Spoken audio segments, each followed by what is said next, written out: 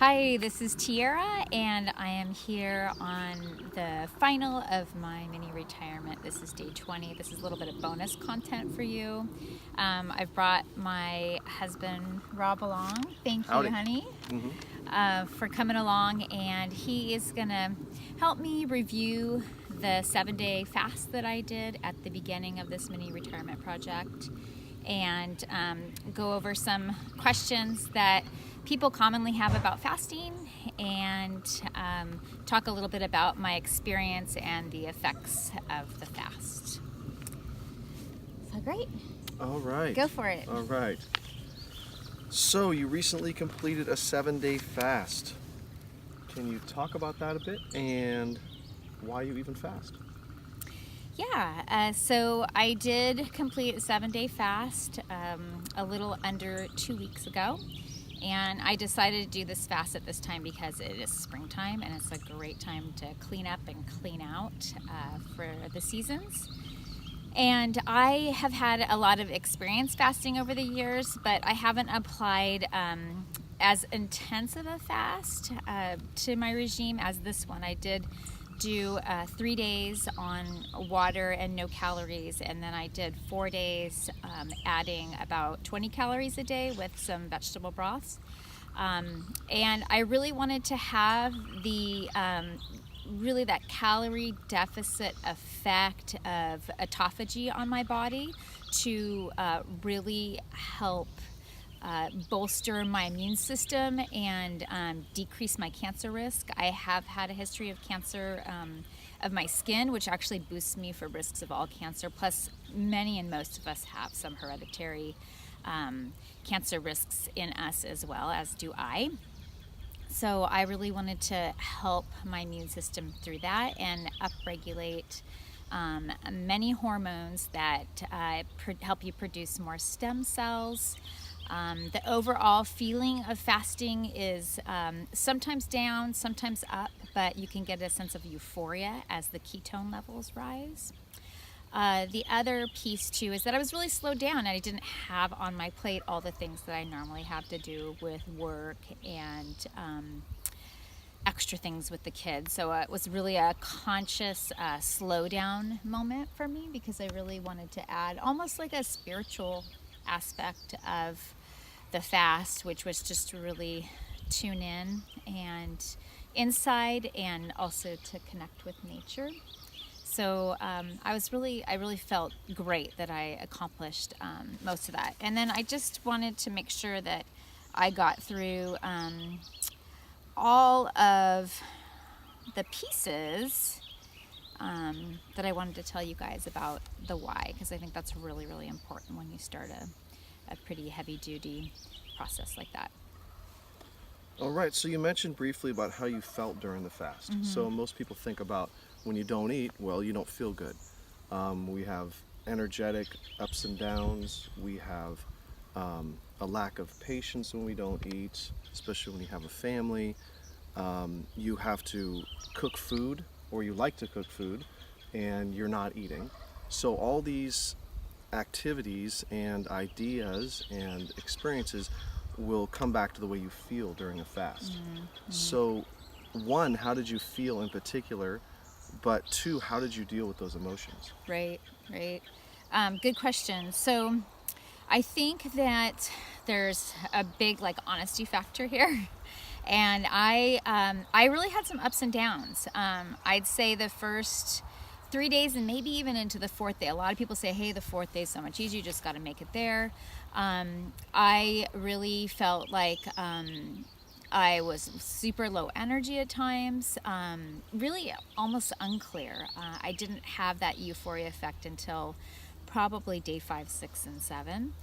I really had to just think about the reasons. I had to go back to that why a lot because, it's such a powerful instinct for us to eat when we're hungry and to balance ourselves that I really had to override that instinct and know that I was doing this for the better. So managing those was just taking it back to focusing on my breathing, trying to stay calm, trying to stay centered around my kids. And I know you did take the brunt of that sometimes when I had some rough moments. So Oh, just a wee bit. sorry, Just a wee bit. sorry, Yeah, and just a little but overall, wouldn't you say though that I managed pretty No, well in you terms did of much being better than I could steady ever do. I Well- can fast for about 6 hours. Well, Yeah. overnight is so, fast yeah, too. that's so. that's about. So I was very impressed by the way you dealt with your emotions and that. Yeah. Great. And honestly, I think the food part was really fun for me because I wasn't eating any of the food. I mean, sometimes it was hard. Like the first night, I served this like succulent roasted chicken, and it was like, oh my god, it smelled so good. It looked so amazing. But I think I felt like I was able to be creative in the kitchen without like being attached. Like, oh, I got to taste this and I got to try this. And so sometimes making the food actually ended up being really fun because I actually had some time to do it. And you know that I love to cook, especially when I've got some downtime to do it. So real quick, you mentioned detachment. So when you're detaching yourself from the activity of cooking, is that similar to detaching yourself to the emotions that you're having in order for you to then look at those emotions? Yeah, I think that they definitely fall in line with both of those. I don't think that there's really a super big separation for me sometimes when I have that physical and emotional sense of things. It's going to play out in both of those ways. So yeah, so I was able to, I don't know, there was like some kind of like a digging in process to like just go for it, and I just had to be there with it. So yeah, it was a little bit of compartmentalization Right. to move through that. Right. Yeah. All right, we got a couple more for you. Sure. What did you actually do during your fast? So my plan was to get a bunch of work done because I thought that I would probably have a lot more time. But honestly, my energy didn't play out super well like that. I thought that I was going to be doing a lot of work on my business, Nursing Ourselves, that I was maybe going to be creating product or creating more videos. But I stood back from all that and realized that the bigger goal for me at that time was to just really stay centered. Everything was happening else around me. The kids were in school, you were working. It was a week before spring break. We had a trip planned, so there was some work around planning the trip. I really focused on having some fun self-care activities. I really worked on, doing sunning myself, laying on the bare earth, sitting in nature, having quiet time every day, having meditation time every day. So those were the things that actually ended up standing out, which were not super planned in the fast, but I think I actually really benefited from just doing that. Nice. So, measurement. Did you do anything to measure what was going on during your fast and compare that to pre-fast or post-fast, and what did that look like? Right. So there's a lot of options for things that you can measure during a fast. And I wasn't able to measure all of those. I mean, I could have done a battery of lab tests and compared them pre and post. I did test some things, though. I took my weight every day. I weighed myself very first thing in the morning. Same clothes on. I would just do like a t-shirt and underwear and empty my bladder first because obviously that's some weight too. So I just get like a real baseline weight in the morning. And I measured my blood sugar every day, right around the same time of day. It was around noon. And I measured my blood ketones every day. I also looked at my body fat composition beforehand, my lean muscle tissue beforehand. And so I have kind of pre and post for all of those. So I did lose about, 7.6 pounds during the fast. So it's a little bit more than a pound a day. I actually slowed down at the very end. At the last day, I don't think I even lost any weight. So that was kind of interesting. Out of my lean mass, I actually lost 1.6 pounds of muscle. Actually, not just muscle, that's not accurate. Lean tissue. So that can be just tissues in my body that are dead, dying, old, senescent, that just need to be recycled and cleaned through. And then some of it, of course, is muscle. 5 pounds of fat. And that ratio of 1.6 pounds of muscle to 5 pounds of fat is a really, really healthy ratio. You always lose some muscle mass when you lose weight. So to have it be around the 25%, which that is very close to that, is actually a really good ratio of lean to fat loss. I also lost a pound of water, so that accounts for everything. A pound of water, 5 pounds fat, and 1.6 pounds of muscle equals 7.6 pounds. So you're going to lose that water loss. That's definitely something when you actually restrict carbohydrates that happens to you. So on blood glucose, interestingly enough, I had some very interesting effects in there. So the way that I did it actually is I did 3 days of pure water. I did 4 days on vegetable stock or vegetable broth that I cooked. I had about 20 calories in it. It was a quart of it. About 4 grams of carbohydrates. So, technically actually was breaking the fast, but it was very, very calorie restricted. So I was able to maintain my blood glucose levels for the first few days. I had 72 was the first day, 64 was the second day. I went as low as 47. That was on the third day.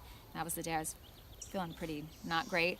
An increased rise in the ketones as the blood glucose came down. So I started out 0.3, which is really not a measurable amount of ketones on that first day. So I was saying ketones when our camera just tipped over. So we're back. Awesome. And so what I was saying about my ketones is that you want to be above about 0.6 on your blood ketone level when you're in sort of this process of ketosis where your body is burning fat as metabolism instead of the carbohydrate based metabolism. Anyways, I was able to get there on day 2, but rose significantly on day 3 and 4 where I got up to 3.1. 4 on day 4, and then really stayed at that 3.5 to 4 level the rest of the way. So that was great. So that really accounts for all that fat loss that I saw in the weights. And that's really about it. I have regained 5 pounds of that weight. Feels like a really healthy regain. I re-entered slowly.